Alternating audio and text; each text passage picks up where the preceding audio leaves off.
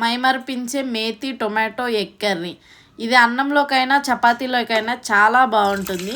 ఈ రెసిపీని ఎలా చేయాలో మీకు చూపిస్తాను, వచ్చేయండి.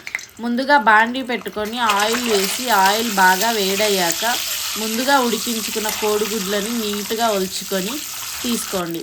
నేనైతే 4 కోడిగుడ్లు తీసుకున్నాను.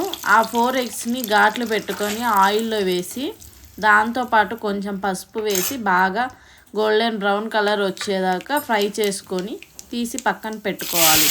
తర్వాత అదే ఆయిల్లో కొంచెం జీలకర్ర, అది చిట్పట్ అన్నాక బాగా సన్నగా తరుక్కున్న ఆనియన్స్ వేసి అవి బాగా ఫ్రై అవ్వడానికి దానిలో కొంచెం సాల్ట్ వేసుకొని ఆనియన్స్ బాగా ఫ్రై అయ్యాక అందులోనే ముందుగా సన్నగా తరిగి పెట్టుకున్న పచ్చిమిర్చి వేసి బాగా ఫ్రై అయ్యాక 1 టేబుల్ స్పూన్ ఫ్రెష్గా దంచుకున్న అల్లం వెల్లుల్లి పేస్ట్ వేసుకొని ఫ్రై చేసుకోవాలి.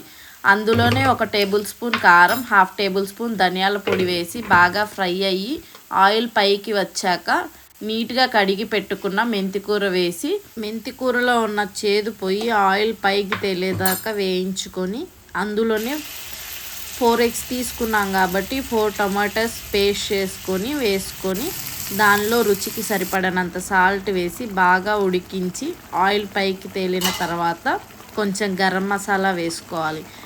తర్వాత ఫ్రై చేసి పక్కన పెట్టుకున్న కోడిగుడ్లు వేసుకొని అందులోనే 1 గ్లాస్ వాటర్ పోసుకొని బాగా ఉడికించి కొంచెం గ్రేవీ దగ్గర పడిన తర్వాత అందులో కట్ చేసి పెట్టుకున్న కొత్తిమీర వేసి ఒక 2 మినిట్స్ అలా మగ్గించి తీసుకొని సర్వ్ చేసుకోవడమే.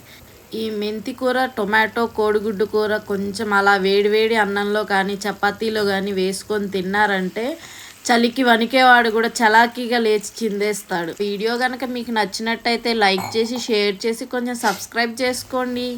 Thank you.